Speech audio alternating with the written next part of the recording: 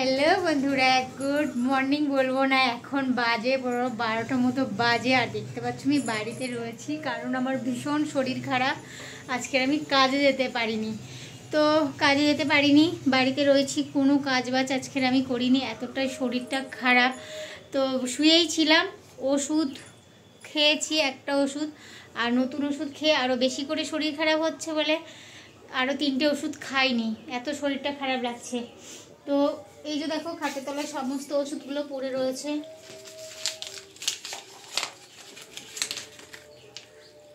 এই যে 2টো ওষুধ, আর এইখানে দেখছো 2টো ওষুধ, এই 2টো ওষুধ, আর এই একটা ওষুধ।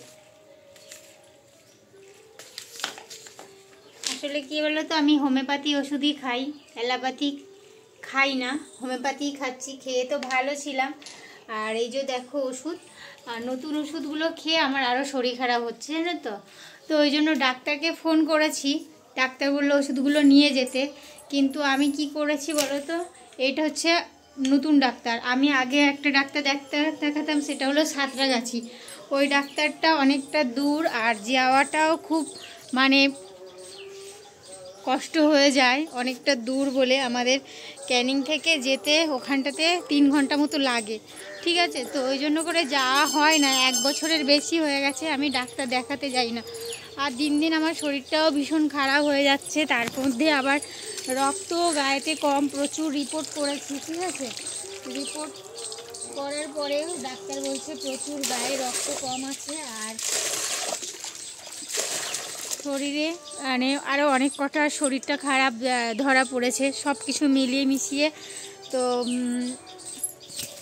আগের ডাক্তারকে একটু আগেই ফোন করেছিলাম, বললো যে তাহলে এক কাজ কর, তুই একবার আয় এখানে।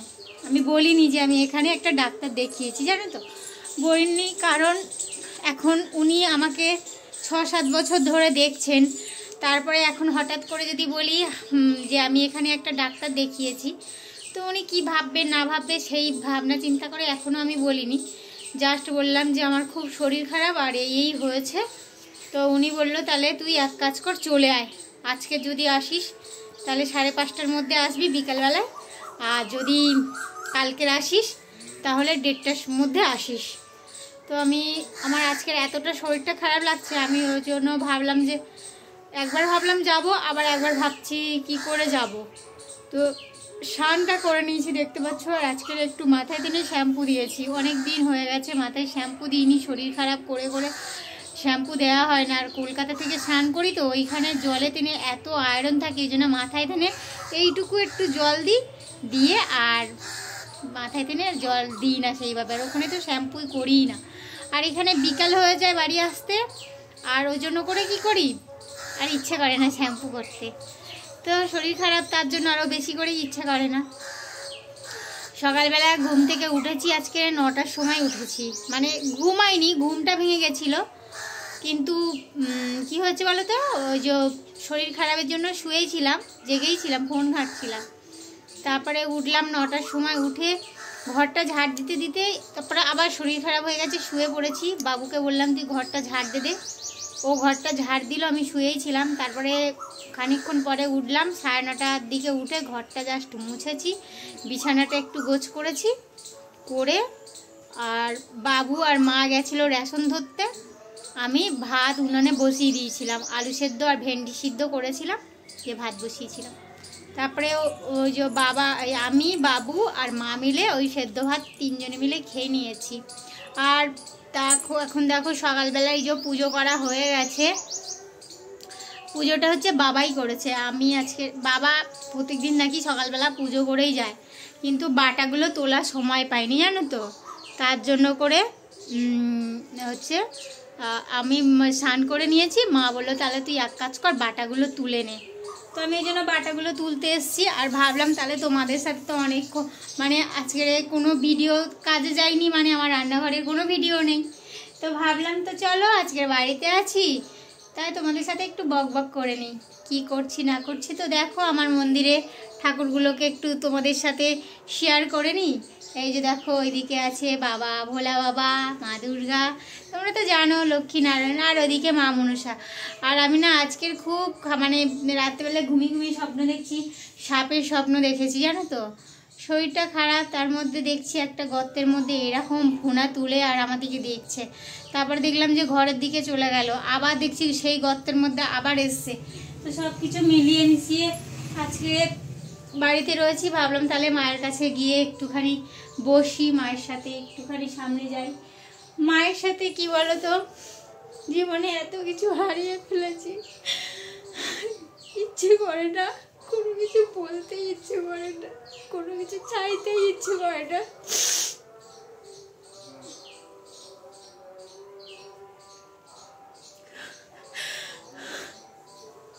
সবই তো হারিয়ে আজকে বসে আছি।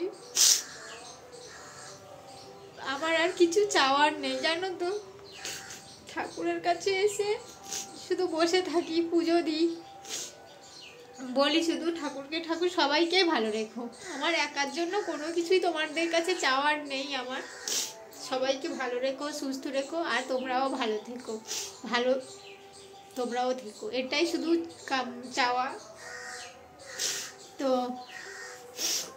এই যে এসছি, চলো আমি এগুলো তুলে নেবো ঝপঝপ করে। আর মা রান্না করে নিয়েছে, আমি শুধু ওই উনুনে ভাতটা করেছি, আর মা রান্নাটা করে নিয়েছে। মা আজকে রান্না করেছে। এমনিতেই চৈত্র মাস শেষ হতে যাচ্ছে, এখন তো ঝাঁপ হচ্ছে, মানে মঠের ঝাঁপ আজকের হলো। আর আমরা যাই মঠে, যাই গলায় টেনে ওই উত্তরে নিই, কিন্তু এবছর শরীর খারাপের জন্য যেতে পারলাম না। আর বাবুকে বলেছি যে আমাদের এদিকে আর এক জায়গায় ঝাঁপ হয়, ওখানটাতে ও গিয়ে ও তুলে নেবে, ওকে বলেছি, ওখানে কালকে যাবে সেখানে। তো আমাদের এই 3-4টে দিন আমাদের নিরামিষই রান্না হয়, কিন্তু কালকে ঝাঁপ এবছরে কেউ যায়নি বলে বাবা মাছ নিয়ে এসেছিল। কালকে তো কয় পিস মাছ ছিল, মা হচ্ছে ওই মাছের ঝোল বানিয়েছে, আর আমাদের জন্য আমডাল করেছে, আর একটা কি ভাজা বানিয়েছে জানো তো, মাই করেছে। আমি মাকে বলেছিলাম যে মা তুমি যাও, আমি রান্নাটা করে নিচ্ছি। মা বললে না তুই যা, শুধু যা, আমি রান্না করে নিচ্ছি। তো মা ওই গ্যাসেই রান্নাটা করলো, আর আমি শুয়েছিলাম। তারপরে ভাবলাম যে না আমি তাহলে হচ্ছে গিয়ে ইয়ে করি, ঠাকুরের বাসনগুলো ধুয়ে নিই। তাই যে ঠাকুরের বাসনগুলো ধুতে এসেছি। আর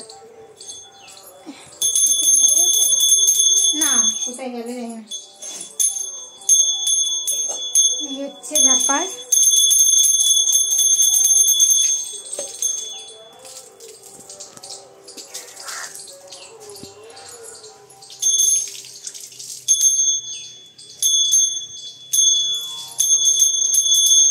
চলো টাটা, সবাই ভালো থেকো আর সুস্থ থেকো।